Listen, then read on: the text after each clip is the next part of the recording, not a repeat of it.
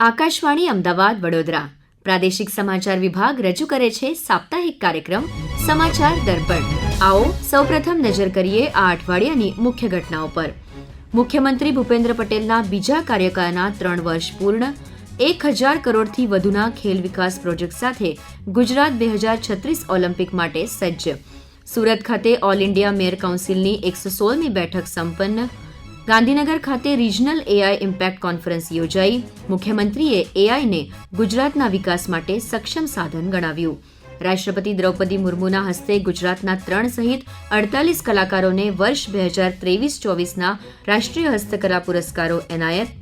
યુવા પેઢીને આકર્ષવા ટપાલ વિભાગ દ્વારા આઈઆઈટી ગાંધીનગરમાં રાજ્યની પહેલી જેન્ઝી પોસ્ટ ઓફિસ શરૂ કરાઈ. અને યુનેસ્કોની અમૂર્ત વારસાઈ યાદીમાં દિવાળી તહેવારનો સમાવેશ થતા મોરબીમાં મણિમંદિર ખાતે ઉત્સાહભેર ઉજવણી.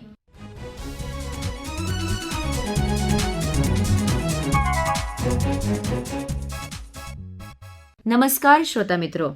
ગયું અઠવાડિયું ગુજરાત સરકાર માટે ખાસ રહ્યું છે. 12 ડિસેમ્બર 2025ના રોજ મુખ્યમંત્રી ભૂપેન્દ્ર પટેલના બીજા કાર્યકાળના 3 વર્ષ પૂર્ણ થયા છે.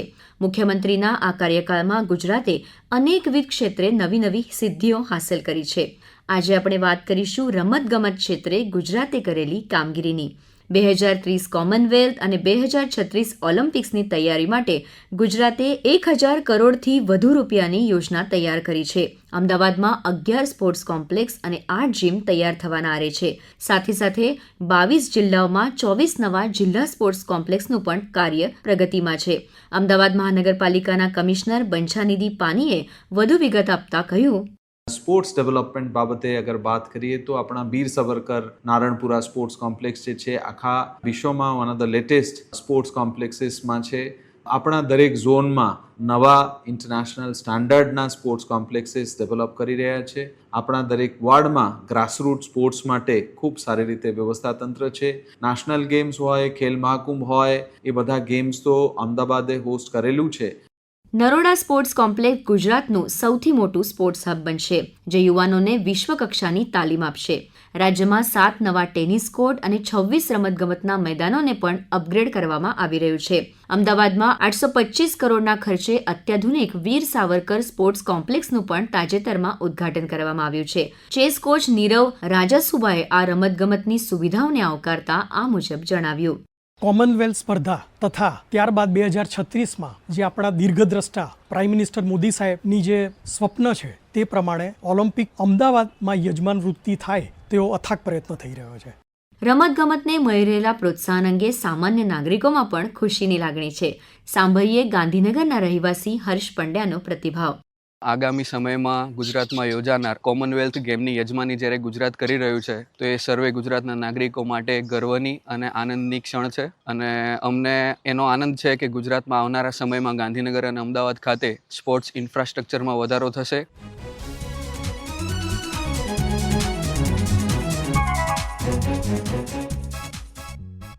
વિકસિત ભારતનો સંકલ્પ જે મુખ્ય પાસાઓ પર આધાર રાખે છે તેવા શહેરી વિકાસ અને સુશાસનને લગતી 2 મહત્વની પરિષદ ગયા અઠવાડિયામાં ગુજરાતમાં સંપન્ન થઈ.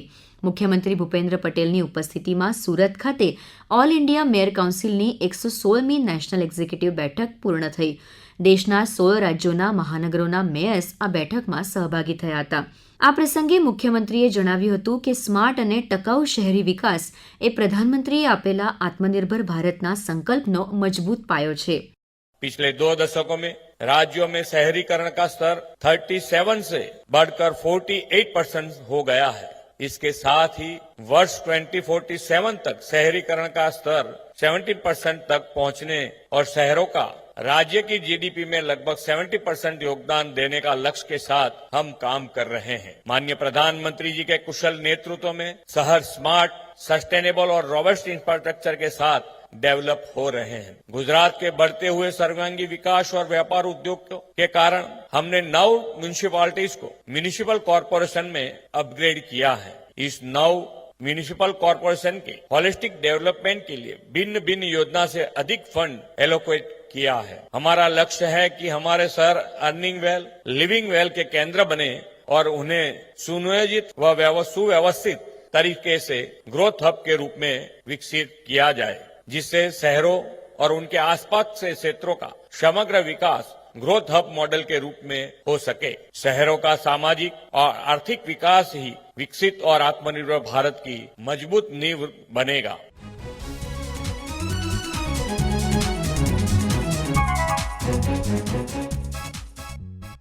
હવે વાત કરીએ ભવિષ્યના ગુજરાતને ટેકનોલોજી દ્વારા સક્ષમ બનાવવા માટે ગાંધીનગરના મહાત્મા મંદિરમાં યોજાયેલી રિજનલ એઆઈ ઇમ્પેક્ટ પરિષદની. આ બેઠકનો પ્રારંભ કરાવતા મુખ્યમંત્રી ભૂપેન્દ્ર પટેલે એઆઈને રાષ્ટ્રીય પ્રગતિનું મિશન ગણાવ્યું હતું. આ કોન્ફરન્સ દ્વારા એઆઈ ક્ષેત્રના ઉદ્યોગ, સ્ટાર્ટઅપ, સ્કોલર્સ, રિસર્ચ એક સાથે મળીને એઆઈ દ્વારા લોકોને વધુને વધુ કેવી રીતે મદદરૂપ થઈ શકાય તેનું મંથન કરવાના છે. તેમાં પણ ખાસ કરીને agriculture, health, governance, urban rural transformation, fintech, inclusion સેક્ટરમાં થનારી ચર્ચા વિચારણા વિકસિત ગુજરાત માટે ઉપયોગી બનશે. અહીં 6 એઆઈ સ્ટેક્સ લોન્ચ કરવામાં આવ્યા છે. રાજ્ય સરકારે ભાષીણી સાથે એમઓયુ કર્યા છે. એઆઈ સેન્ટર ઓફ એક્સેલન્સ માટે એમઓયુ થયા છે અને ક્લાઉડ એડોપ્શન ગાઈડલાઈન 2025 પણ જાહેર થઈ છે. એઆઈ દ્વારા સરકારી સેવાઓ લોકો સુધી પહોંચે તે માટે making AI in India and making AI for the વર્લ્ડના મંત્ર સાથે ઇન્ડિયા એઆઈ મિશનની શરૂઆત થઈ છે. ગુજરાતે એઆઈ ક્ષેત્રમાં અગ્રેસર બનવાની દિશામાં કેબલ લેન્ડિંગ સ્ટેશન પ્રોજેક્ટ માટે ગિફ્ટ સિટી અને હેનોક્સ આઈટી અને ડેટા સેન્ટર વચ્ચે એમઓયુ થયા છે. આના કારણે Gujarat hyper scale enterprising data centre માટે પસંદગીનું સ્થળ બનશે. ગુજરાત ગ્લોબલ ડેટા ટ્રાફિક માટે મહત્વપૂર્ણ ગેટવે બનશે અને ભારતની ડિજિટલ ઇન્ડિપેન્ડન્સી કેપેબિલિટી વધુ મજબૂત બનાવશે. Cloud service, hyper scale data centre અને ડિજિટલ પ્લેટફોર્મ્સમાં આંતરરાષ્ટ્રીય રોકાણમાં પણ વધારો થશે. ઝડપી અને મજબૂત આંતરરાષ્ટ્રીય કનેક્ટિવિટીથી AI, ML, startup, fintech platforms અને ગ્લોબલ કેપેબિલિટી સેન્ટર્સના વિકાસથી ગુજરાત ભારતના ડિજિટલ ગેટવે તરીકે ઉભરી આવશે. આ પરિષદમાં નાયબ મુખ્યમંત્રી હર્ષ સંઘવીએ જણાવ્યું હતું કે એઆઈ માત્ર એક ક્ષેત્ર નથી, એક નવી ઉર્જા છે અને દરેક ક્ષેત્રને એક ગતિ સાથે શક્તિ આપી રહી છે. ગુજરાત પોલીસ બેડામાં ટેકનોલોજી ક્ષેત્રે થઈ રહેલી કામગીરીને પણ તેમણે બિરદાવી હતી. भारत देश में इससे पहले कभी भी एआई ड्रोन के उपयोग से कल्टीवेशन होने वाले ड्रग्स को पकड़ा नहीं गया है और खास तौर पे आप जिसको टैक्स सिटी मानते हो ऐसे कोई भी टैक्स सिटी के अंदर इस प्रकार का प्रयोग नहीं किया गया है. भारत देश का सबसे रिमोटेस्ट ये डिस्ट्रिक्ट है. गुजरात का तो सबसे कोने में है. दाहोद को ट्राइबल डिस्ट्रिक्ट कहा जाता है, रिमोटेस्ट डिस्ट्रिक्ट कहा जाता है और उससे भी ज़्यादा मेरे जो कांस्टेबल्स थे वो कांस्टेबल भी दाहोद के लोकल ट्राइबल फैमिली से पढ़ लिख के गुजरात पुलिस में उन्होंने नौकरी प्राप्त की थी और आज वो दुनिया की बेस्ट टेक्नोलॉजी का उपयोग करके एआई टेक्नोलॉजी को कनेक्ट करके लोगों के सहयोग में इसका उपयोग हो रहा है.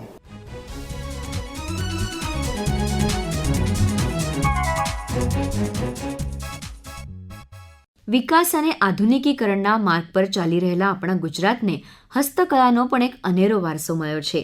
તાજેતરમાં રાષ્ટ્રપતિ દ્રૌપદી મુર્મુએ ગુજરાતના 3 સહિત 48 કલાકારોને નવી દિલ્હીમાં વર્ષ 2023 અને 24 માટે રાષ્ટ્રીય હસ્તકલા પુરસ્કારો એનાયત કર્યા હતા.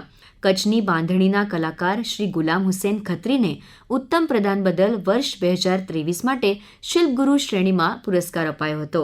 સાંભળીએ આ પુરસ્કાર અંગે ગુલામ હુસેનનો પ્રતિભાવ. મારું નામ ખત્રી ગુલામ હુસેન ઉમર છે. હું કચ્છ ભુજ ગુજરાતથી છું અને છેલ્લા 35 વર્ષથી બાંધણી કામમાં પ્રેક્ટિસ કરી રહ્યો છું અને ઘણી સંસ્થાઓ સાથે જોડાયેલો છું. અને જે કામ આ કારીગરીમાં શીખવા માંગે છે ગમે એ પ્રદેશના હોય તો અમે એને બેસીને પ્રેમથી શીખવાડીએ છીએ અને એને તૈયાર પણ કરીએ છીએ. અને બીજો નવી નવી ડિઝાઇનો શીખવાનો આવે, નવા કલર મેચિંગ્સ હોય, જે બધું અમે આગળ અમારા વર્કશોપે ફ્રી ઓફ કોસ્ટ એ લોકોને છે ને માર્ગદર્શન આપીએ છીએ અને તાલીમ પણ આપીએ છીએ. અને ગુજરાત સરકાર તથા આપણે મોદી સરકાર સાહેબના સહયોગથી, મિનિસ્ટ્રી ઓફ ટેક્સટાઇલના સહયોગથી અમને ઘણી મદદ મળી રહી છે અને એ માધ્યમથી એના માર્ગદર્શનથી અમે ઘણો આગળ આવી રહ્યા છીએ અને લોકોને પણ સાથે મળીને કામ કરીએ છીએ. તે બદલ અમે ગુજરાત સરકાર અને ભારત સરકારના આભારી છીએ. 2024ની રાષ્ટ્રીય પુરસ્કાર શ્રેણીમાં રાજ્યના સુમિત ચિતારાને સન્માનિત કરાયા હતા. પુરસ્કાર અંગે ખુશી વ્યક્ત કરતા હસ્તકલાકાર સુમિત ચિતારાએ આ મુજબ જણાવ્યું. હું સુમિત સંજયભાઈ ચિતારા છું અને હું માતાની પછેડીનો આર્ટિસ્ટ છું અને માતાની પછેડીનું આર્ટ 350 વર્ષ જૂનું આર્ટ છે અને માતાની પછેડીનું હું નેશનલ એવોર્ડ વિનર છું અને મને બહુ આનંદ છે માતાની પછેડીમાં હું આટલો આગળ યંગ એજમાં મને એવોર્ડ મળે છે.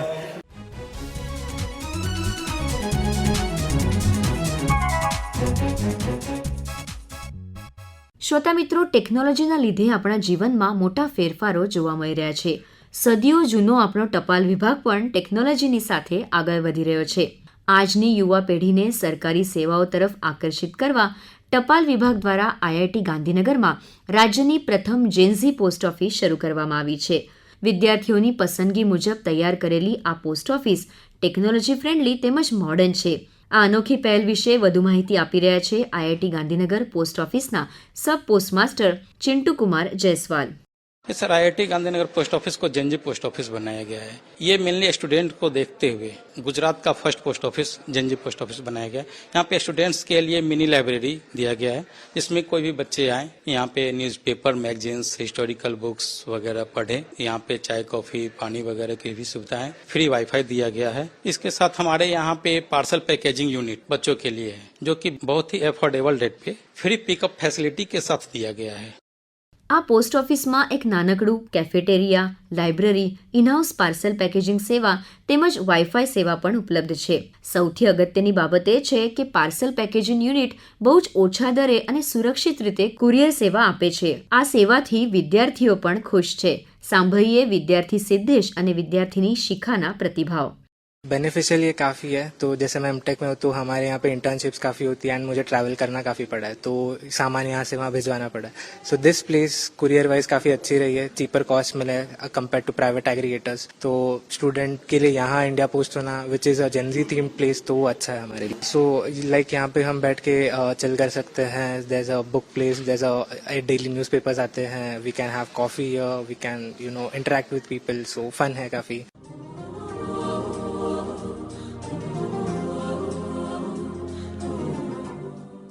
तो जैसे हमारे कॉलेज में पहले पोस्ट ऑफिस कोई भी कुरियर सर्विस नहीं थी तो बहुत डिफिकल्टी होती थी क्योंकि हम लोगों को किसी को बाहर से बुलाना पड़ता था और फिर रिस्पॉन्सिबिलिटी कौन ले, कभी सामान खो जाए या कुछ. लेकिन मैं पिछले 4-5 साल से ये फैसिलिटी यूज कर रही हूँ और अभी तक मुझे सबसे सेफेस्ट और सबसे ईजिएस्ट वे लगा है क्योंकि अगर कुछ भी प्रॉब्लम होती है भैया से पूछते हैं कैसे जाएगा, सबसे कम पैसा किस में लगेगा, तो उस हिसाब से मेरे लिए सबसे ज्यादा बेनिफिशियल ये आज पोस्ट से कुरियर करना है.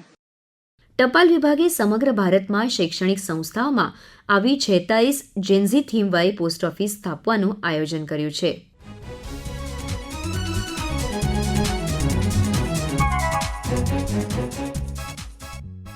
કાર્યક્રમના અંતમાં હવે આપણે વાત કરીએ ભારતીય સંસ્કૃતિના ગૌરવ અને તહેવારની ઉજવણીમાં યુવા પેઢીના જોડાણની.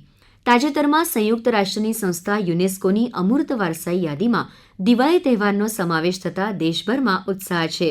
ત્યારે મોરબીમાં પણ યુવા પેઢી દ્વારા મણિમંદિર ખાતે આ સિદ્ધિની ઉત્સાહપૂર્વક ઉજવણી કરવામાં આવી. આ ઉજવણી અંગે વાત કરતા જિલ્લા યુવા વિકાસ અધિકારી હિરલ વ્યાસે કહ્યું, યુનેસ્કો દ્વારા ભારતના ઇન્ટેન્જિબલ કલ્ચરલ હેરિટેજમાં 16મું તત્વ દીપાવલી પર્વ ઉમેરાયું છે ત્યારે સમગ્ર ભારતમાં એની ઉજવણી થઈ રહી છે. ત્યારે મોરબી પણ એમાં કેમ પાછળ રહી શકે. મોરબીના હેરિટેજ બિલ્ડિંગ સમાન મણિમંદિર ખાતે 5000 માટીના દીવડા, લગભગ 400 થી 500 કિલો ચિરોડી કલરની રંગોળી ઉપરાંત બાળકો દ્વારા રાસ ગરબાનું આયોજન તથા આખા મણિમંદિરને લાઇટિંગથી સજાવીને દિવાળીનો માહોલ ઊભો કરવામાં આવ્યો છે. ત્યારે સમગ્ર ભારત તેને વધાવી રહ્યું છે.